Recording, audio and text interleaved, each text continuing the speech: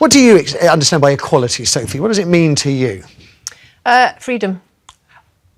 Can you be more... Is it equality of opportunity? Is it equal pay across the board? Is it something more than that? I think equality's better for everyone. I think, okay. and I'm really delighted, I love my job because it's an optimistic and a hopeful job, which is about creating more choices for people. I'm interested in people being able to have different choices and having equality of outcome. Aha, well, so you're going to have choices and equality of outcome. What if people choose different things, which is what they've been doing in Scandinavia? So the Scandinavian countries have moved more towards gender equality than any other countries, and the personality differences in Scandinavia have increased rather than decreased, and the proportion of women who are choosing STEM fields has decreased rather than increased. So as cultures become more gender neutral, the number of women who choose STEM fields decreases. What do you mean by STEM fields? So science, technology, engineering, and mathematics. So if you let men and women make their choices, what actually happens is that they specialize in different situations, and you don't get equality of outcome. Could they not have been programmed to have those views from the moment we raise them and give boys Lego and construction? No, because what happens is that as countries get more egalitarian, which means there's less programming of that sort, the differences get larger, not smaller. And the scientific data on that is clear, and most of it was generated by people who have a left-leaning bias, so you can't blame it on conservative scientists. It was a shock to everyone to find that out. Sophie, I think the difference between Jordan and me is that we look at evidence and we lean towards different theories. So Jordan's theory is very much evolutionary, that there are inherent differences in men and women. Mine is very much more social role theory, if you like, and that men and women are taking on different roles due to the expectations that society puts on them. And it's interesting that Jordan frequently cites Scandinavian countries where they've made more, like there's nowhere in the world that women are equal, but Scandinavia has made the most progress towards shared parenting, etc. Yep. That said, it's not done yet. There's nowhere in the world where this is done yet. But it's having the opposite effect that the gender equality types predicted. Opposite, not the same. And it isn't a theory, it's actually data driven by tens of thousands of surveys and the best scientific literature on the topic. It's not a theory, and I didn't come about it because of my political perspective. I looked at the data. What it showed was that as countries become more egalitarian, the differences between men and women grow. They don't shrink. So what I'm interested in is data and analysis as well, and I'm particularly interested in the ones presented, such as the ones by the University of Southern California, which discovered that change towards gender equality is actually being slowed by beliefs that are legitimizing social inequalities on the basis of sex. And I'm also interested, like Jordan, I look at the data and I look at the studies, and I'm really also very much interested in studies like the analysis that was done by the American Psychological Society, which looked at 45 analysis of whether there's sex difference over 20 years. And its conclusion was that men and women are basically alike in terms of personality, in terms of cognitive ability, in terms of leadership. But what it did find was that media depictions of men and women as fundamentally different perpetuate misconceptions, as does workplace bias. Oh God, so it's my fault. So, no, well, you're leaving soon. It's men and women actually are more the same than they are different. But the issue is that small differences at the population level can turn into very large differences at the extreme. So, for example, men and women are broadly similar with regards to aggression, although men tilt a little bit more towards aggression. So that if you picked a random person out of the population, male and female, and you guessed that the male was more aggressive, you'd be right 60% of the time. But if you take the 1 in 100 most aggressive people, they're all male. And that's why the overwhelming proportion of people who are in prisons are male.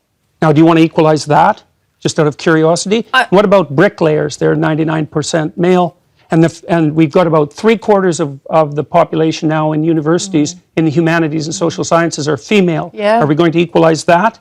And men work longer hours, they work more dangerous jobs, they're more likely to move, they're more likely to work outside, they're more likely to participate in jobs in the STEM fields that are scalable, they make more money for those reasons, and that's all hidden under the idea that the reason that men and women make different amounts of money is because of their gender.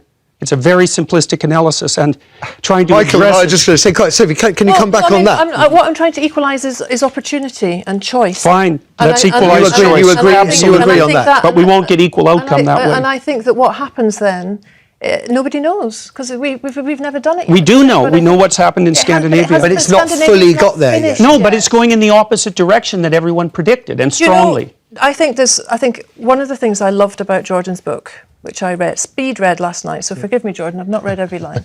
But one of my favourite rules in Jordan's book is Rule 9, which says, assume the person you are listening to might know something you don't. And I think that in a country where men outnumber women by 2 to 1 in Parliament, in local government, where women's voices are not equally represented in media, where our education systems still are teaching boys and girls ideas of pink and blue. Yeah. What I'm trying to do is work with thousands of optimistic, hopeful people for change. Okay. You kept very quiet through this, Michael. I'm going to make you put you under a bit of pressure. Do forgive me, I'm going to come to the calls in a moment. Your boss called the gender pay gap a burning injustice. Is it?